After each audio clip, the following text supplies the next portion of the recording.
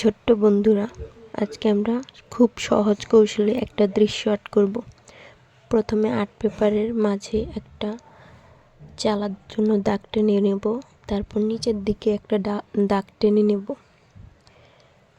এখন দাগটা মিলিয়ে নিব চালার জন্য। এখন একটা খুঁটির জন্য দাগ টেনে নেব নিচের দিকে, তারপর মেঝের জন্য দাগটা মিলিয়ে নেব। হয়ে গেল একটা ঘর। এখন দুটো দাগ টেনে ঘরের দরজাটা এঁকে নেব। ঘরের দরজায় এখন একটা ঘর হয়ে গেল। এখন আরেকটা ঘর এঁকে নেব, এজন্য চালার একটা দাগ টেনে নেব।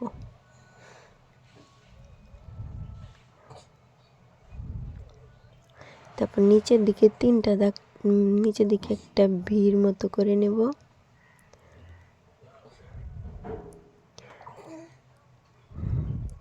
আরেক পাশে একটা দাগ টেনে নেব নিচের দিকে।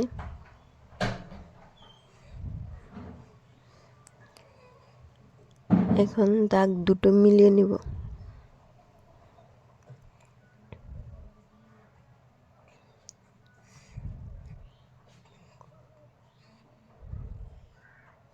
এই দাগটাও মিলিয়ে নিলাম।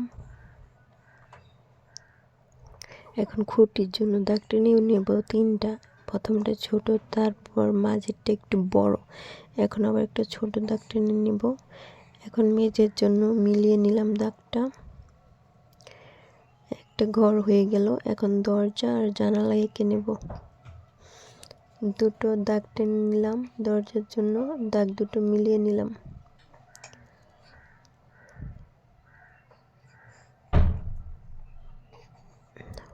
এখন জানালা আঁকবো।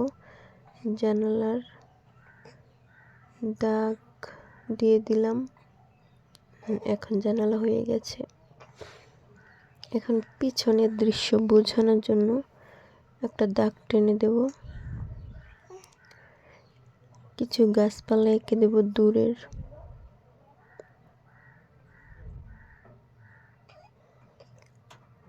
ঘুরিয়ে ঘুরিয়ে ছোট বড় করে এঁকে দেব।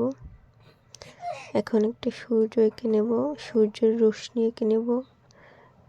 ছোট দাগ বড় দাগ এভাবে করে। এখন ঘরের পিছে একটা কলা গাছ এঁকে নেব, দাগ দিয়ে দেব।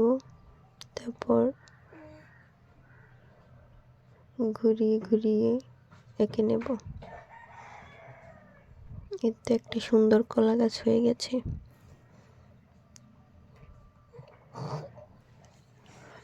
আরেকটা ঘরের পিছে একটা গাছ এঁকে নেব।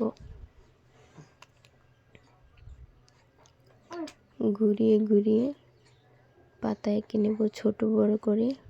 সুন্দর একটা গাছ হয়ে গেল। এখন দরজার সামনে দিয়ে একটা রাস্তা এঁকে নিলাম। আমাদের সুন্দর একটি দৃশ্য হয়ে গেল।